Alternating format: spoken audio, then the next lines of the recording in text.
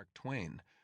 When we look around at the pain and injustice of the world, we must come to the ineluctable conclusion that God is a thug. I'm not sure if I believed that then or now, but it certainly shocked Mike and Dale into silence, especially Mike. He was an altar boy then and most devout. But I'm digressing. Even before I begin the story, I always hated writers who did that. I still have no powerful opening line. I'll just begin again. 41 years after I died, my friend Dale returned to the farm where I was murdered. It was a very bad winter. Dale Stewart drove from western Montana to central Illinois, more than 1,700 miles in 29 hours. The mountains dwindling and then disappearing in his rearview mirror, endless stretches of autumn prairie blending into a tan and russet blur. Following I-90 east to I-29 southeast, to I-80 east, to I-74 south, and then east again, traveling through the better part of 2 time zones, returning to the checkerboard geometries of the Midwest, and forcing himself down through more than 40 years of memories like a diver going deep, fighting the pain and pressure that such depths bring. Dale stopped only for food, fuel, and a few cat naps at interstate rest areas. He had not slept well for months, even before his suicide attempt. Now he carried drugs for sleeping, but he did not choose to stop and use them on this trip. He wanted to get there as soon as possible. He did not really understand why he was going there. Dale had planned to arrive at Elm Haven in mid-morning, tour his old hometown, and then drive on to Dwayne's farmhouse in the daylight, but it was after 11 o'clock at night when he saw the Elm Haven exit sign on I-74.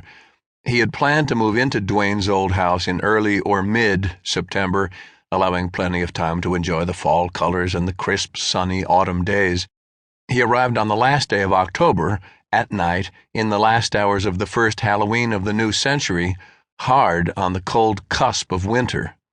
I screwed up, thought Dale, as he took the overpass above I-74 and followed the night-empty road the 2 miles north toward Elm Haven. Screwed up again. Everything I haven't lost, I've screwed up. And everything I lost because I screwed it up. He shook his head at this, angry at the bumper sticker stupid self-pity of the sentiment, feeling the fog of too many nights with too little sleep, and punched a button to lower the driver's side window. The air was cold, the wind blowing hard from the northwest, and the chill helped to wake Dale a bit as he came out onto the hard road just a mile southeast of Elm Haven. The hard road. Dale smiled despite himself. He had not thought of the phrase for decades, but it immediately came to mind as he turned back northwest onto State Highway 150A and drove slowly into the sleeping town. He passed an asphalt road to his right and realized that they had paved County Road 6 between Jubilee College Road and the hard road sometime in the last few decades. It had been muddy ruts between walls of corn when he had lived here, so now he could drive straight north to Dwayne's farmhouse if he wished. He continued on into Elm Haven out of curiosity. Morbid curiosity, it turned out. The town itself seemed sad and shrunken in the dark. Wrong. Smaller. Dead. Desiccated. A corpse. The 2 business blocks of Main Street along the hard road had lost several buildings, disorienting Dale the way a familiar smile with missing teeth would. He remembered the tall facade of Jensen's Hardware. It was now an empty lot. The A&P, where Mike's mother had worked, was gone. He remembered the glowing windows of the Parkside Cafe. It was now a private residence. Lucky's Grill on the other side of the street appeared to be some kind of flea market with stuffed animals staring out at the hard road through dusty black eyes. The corner pantry market was boarded up. The barber shop next door was gone. Bandstand Park was worse than gone.